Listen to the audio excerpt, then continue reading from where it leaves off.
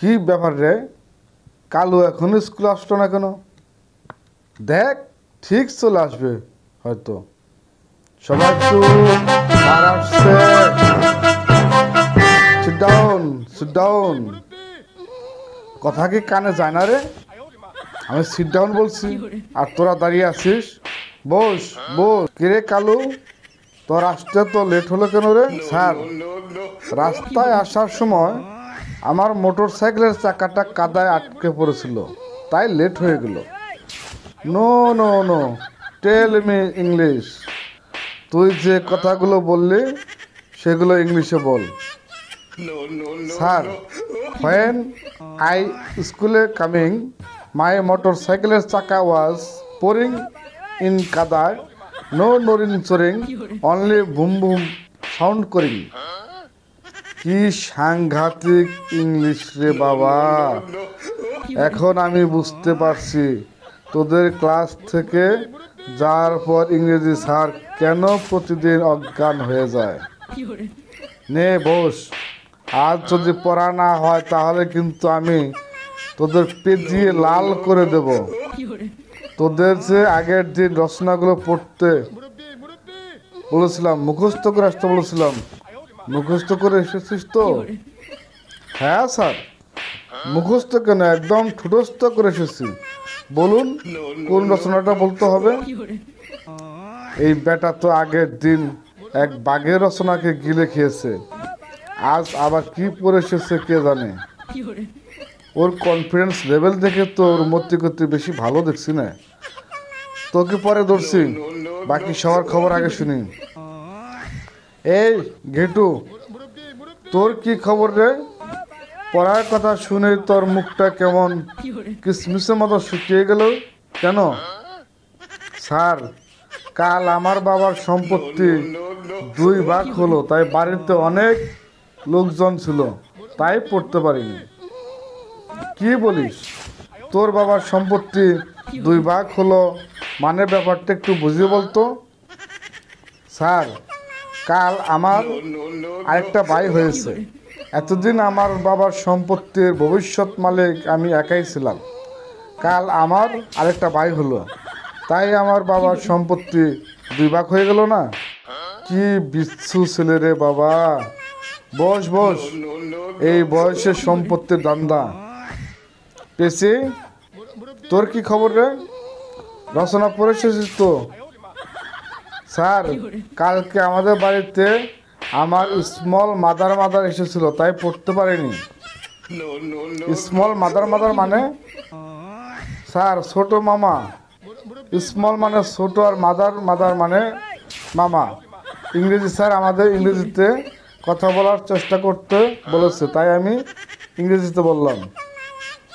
তোর যা ইংরেজি বলা, এই ইংরেজি শুনলে তো মানুষ আহত হয়ে যাবে। তুই বস বস। বাবা হাবলু, তুই পড়ে এসেছিস তো? কাল স্যার বৃষ্টিতে ভিজে সর্দি লেগে গেছে, তাই পড়তে পারিনি। তুই আবার বৃষ্টিতে ভিজতে গেলি কেন?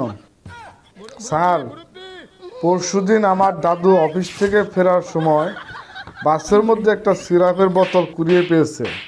দাদু বলল এত দামি সিরাপটা ফেলে দেব, তাই দাদু আমাকে জোর করে বৃষ্টিতে ভেজালো, যাতে আমার সর্দি লাগে আর ওই সিরাপটা আমার কাজে লাগানো যায়। কি সাংঘাতিক রে তোর দাদু! তো দেখছি সামনের বছর কিপটামির জন্য পুরস্কার পাবে। দেখলেন তো স্যার, আমার ছাড়া আর কারো পড়া হয়নি, তাই ওদের পড়া ধরে সময় নষ্ট না করে আমাকে ধরুন। বেশি লাফালাফি করিস না রে ফেলু। স্যারের মুডটা এমনিতে আজকে খুব খারাপ আছে, চুপচাপ থাক। তা না হলে তোর জন্য সবাই আমরা পেদানি খাবো আজ। তোরা পড়া পড়ে আসিস নি, তাই পেদানি খাওয়ার ভয়ে স্যারের কাছে আত্মসমর্পণ করে দিয়েছিস। আমি আত্মসমর্পণ করার লোক নই। আমি আজ পড়া করে এসেছি, তাই নিজেকে স্যারের কাছে আত্মসমর্পণ করার কোনো প্রশ্নই আসে না। আগের দিন তো বাঘ দিয়ে চালিয়ে দিয়েছিস, আজকে আবার কি দিয়ে চালাবি রে? দেখ, স্যার পড়া ধরলেই বুঝতে পারবি। স্যার ধরুন। কোন রচনাটা বলবো স্যার, বলুন। নে, আফ্রিকা মহাদেশের উপর একটা রচনা বলতো। কেমন বলিস শুনি। এত সহজ স্যার, একটা কঠিন রচনা করুন। বেশি পাকনামি করিস না ফেলো, যেটা বলতে বলেছে সেটাই বল। আফ্রিকা মহাদেশ নিয়ে রচনা বল। স্যার, আফ্রিকা মহাদেশ হলো পৃথিবীর মধ্যে দ্বিতীয় বৃহত্তম মহাদেশ। পৃথিবীর বৃহত্তম মরুভূমি সাহারা এই মহাদেশেই অবস্থিত। আফ্রিকা মহাদেশের অনেক জায়গা জুড়ে রয়েছে গভীর জঙ্গল। এই জঙ্গলে নানা প্রজাতির পশু পাখি আছে, তার মধ্যে হাতিও আছে। হাতি হলো পৃথিবীর স্থলভাগের সব থেকে বড় শক্তিশালী প্রাণী। হাতির বড় বড় চেহারা, ডিশ এন্টেনার মতো বড় বড় দুটো কান, দেহের তুলনায় লেজটা একটু কুঁচকে পড়া, চোখ দুটো মিনমিনে ছোট্ট। হাতির সামনে ক্রেনের মতো সুর, চোখ দুটো মিনমিনে ছোট। হাতের সামনে ক্রেনের মতো সুর আছে। আর হাতের মনের মধ্যে এত আনন্দ, এত ফুর্তি যে সবসময় দাঁত বের করে থাকে। স্যার, কেমন লাগলো আফ্রিকা মহাদেশের রচনাটা? বুঝেছি, এই বেটা হাতি রচনা পড়ে এসেছে, আজ সবটাই ও হাতি দিয়ে চালাবে। আমিও আজ তোকে ছাড়বো না, তোকে আজ আমি জব্দ করেই ছাড়বো। কিছু বললেন স্যার?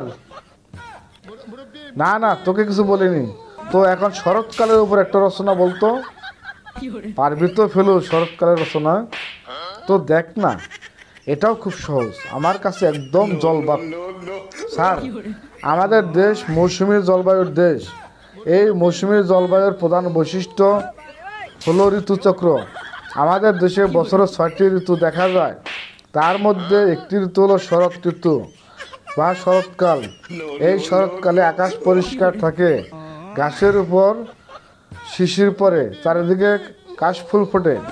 এই শরৎকালে হিন্দু বাঙালিদের শ্রেষ্ঠ উৎসব দুর্গাপূজা হয়। দুর্গা ঠাকুরের 2 মেয়ে, লক্ষ্মী ও সরস্বতী, আর 2 ছেলে, কার্তিক ও গণেশ। এই গণেশ ঠাকুরের মাথাটা মানুষের নয়, হাতির। আর এই হাতি হলো পৃথিবীর স্থলভাগের সবথেকে বড় শক্তিশালী প্রাণী। হাতির বড় চেহারা, ডিশ এন্টেনার মতো বড় বড় দুটো কান, দেহের তুলনায় লেজটা একটু পুচকে পড়া, চোখ দুটো মিনমিনে ছোট্ট। হাতির সামনে ক্রেনের মতো সুর। আর হাতির এত আনন্দ, এত ফুর্তি যে সবসময় হাতির দাঁত বের করে থাকে। স্যার, কেমন লাগলো আমার শরৎকালের রচনাটা? যে অনুমান করেছিলাম ঠিক তাই, বেটা হাতির রচনায় পড়ে এসেছে।